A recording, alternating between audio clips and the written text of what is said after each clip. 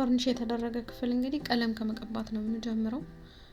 ግድግዳ ቀለም ምርጫዬ ቀይ ነው የማደርገው፣ ምክንያቱም መኝታ ቤት ከመሆኑ አንፃር ሮማንቲክ የሆነ ነገር እንዲፈጥር ያደርገዋል። እንዲሁም ደግሞ ቀይ ቀለሙን ዳይሬክት ከመጠቀም ይልቅ ዌል ፔፐር ብትመርጡ ዲዛይን ነገር ምስል ከሳሽ ነገር ስለሚኖረው ላዩ ላይ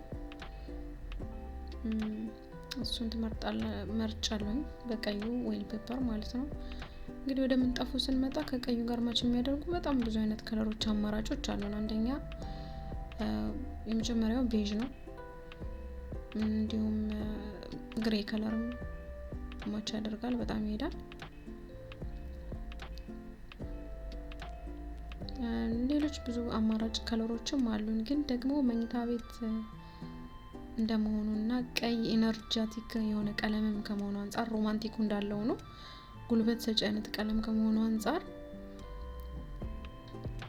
ግሬ ከማድረግ ይልቅ የሆነ ፈዘዝ ያለ ከለር ባደርገው ኤነርጂውን ይቀንሰዋል። ሰማያዊ ቀለም ፈዘዝ ያለ ቀለም ስለሆነ ቀዩን እንዲያፈዘው ሰማያዊውን እጠቀማለሁ ማለት ነው።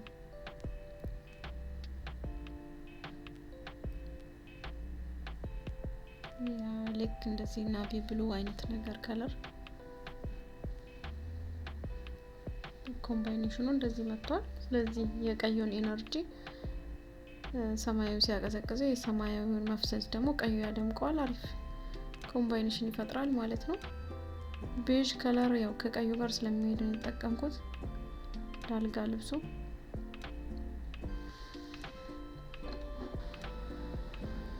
እንደምትመለከቱት አልጋ ላይ ያሉትን ቴክስቸሮች በሙሉ ለመቀየር የሞከርኩ ነው። ማች ለማድረግ ሳይሆን ኮምባይን ለማድረግ ነው ጥረታችን። አይ ቲንክ ሂዶልኛል ግሬ ከለሩ ጋር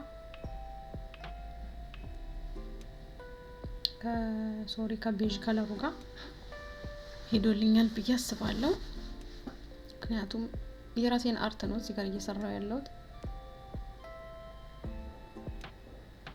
የቀለም ምርጫ፣ የፈርኒቸር ምርጫችሁን እንደ ፊሊንጋችሁ እንደ ራሳችሁ አድርጉት።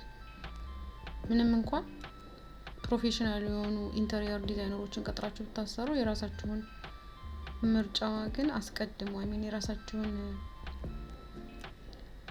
ሀሳብ አስቀምጡበት፣ ሀሳብ አሻራችሁን አሳርፉበት። ይሄን ቀለም እኔ ነኝ የመረጥኩት፣ ይሄ ነገር ከኔ ጋር ይሄዳል ብላችሁ የምትሉት ነገር ሲኖራችሁ ደስ ይላል። የራሳችሁ ቤት ውስጥ ልክ ሌላ በአዲስ እንደሰራው እንዲሰማችሁ አታድርጉ። በእርግጥ ፕሮፌሽናል ኢንተሪየር ዲዛይነሮች ከሆኑ እነሱ ራሱ ሀሳባችሁን ጠይቋችኋል፣ ምን እንደምትወዱ፣ ምን አይነት ቀለም እንደምትስባችሁ ከእናንተ ምርጫ ጋር ወስደው ነው እነሱ ደግሞ ጥበብ የበለጠ አርት ጨምረውበት አሳምረው የሚዘጋጁት። ሜቢ ካልጠየቋችሁ እና ከዘነጉት ምርጫችሁን መንገራችሁን እንዳትረሱ።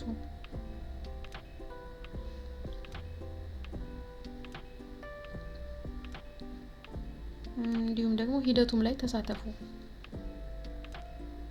የሆነ እየተዘጋጀ ያለበት ሁኔታ ላይ እየሄዳችሁ ያያችሁ ብትመርጡ ያለቀለት ነገር ሰርፕራይዝ ከመደረግ በላይ ሂደቱ የበለጠ ኢንጆይ ታደርጉታላችሁ።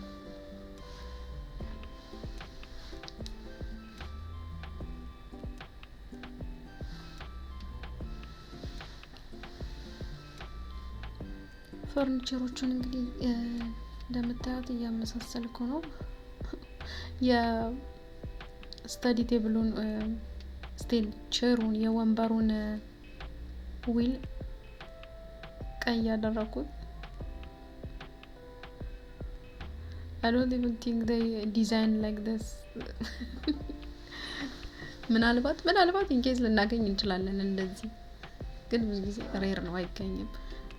ወይ ነጭ ነው ወይ ቀይ ነው ያደርጉት፣ የወንበሩን ጎማ ማለት ነው።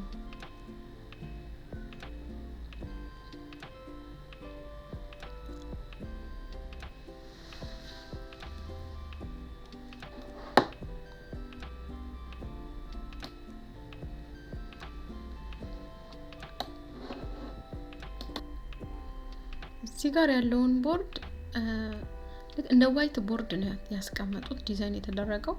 ምክንያቱም ስተዲ ቴብል እንደመሆኑ ከፊት ለፊት ላይክ ፕሬዘንቴሽን ቦርድ ነው የተቀመጠው። ግን እኔ ቦርድ ከማድረግ ይልቅ የሆነ አርት የሆነ ፒክቸር የሆነ አቴንሽን የሚሰርቅ ነገር ቢሆን ብዬ ስላሰብኩ እንደራሴ መኝታ ቤት አድርጌ ስለሆነ ዲዛይን ያደረኩት ያለው እሱን መርጣለሁ ማለት ነው።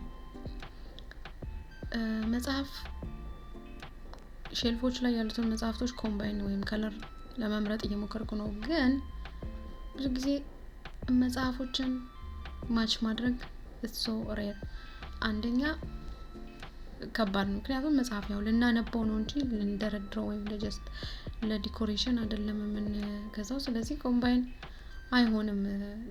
ሶ ኢምፖሲብል ቲንግ በት ምንድነው ያስበው እዚህ ጋር እያመሳሰልኳቸው ያለውት መጽሐፎች ሳይሆኑ መጽሐፍ የሚመስሉ ከቨሮች አሉ። ልክ እንደ መጽሐፍ ስትከፍቷቸው ግን ውስጣቸው ገጽ ሳይሆን ያለው ቦክስ ነገር ነው። ኢሜል እና ማስቀመጫ እሱ እንደሆነ አስቤ ነው እንደዚህ ከለር ኮምባይን ያደረኩ ያለውት። ግን ሪሊ አንባቢ ከሆናችሁና ብዙ መጽሐፍት ካላችሁ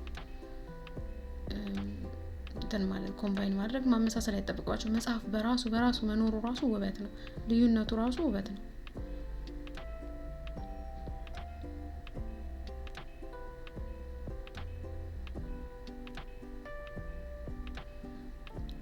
እንግዲህ ሪዛልታችን ይሄንን ይመስላል። አሁን የመጨረሻውን የመጋረጃ ቀየራ ላድርግና መጋረጃውን ምንድነው ከምንጣፉ ጋር ተመሳሳይ ነው ማድረግ የምፈልገው ሰማያዊ ወደ ሰማያዊነት ቀይረዋለሁ።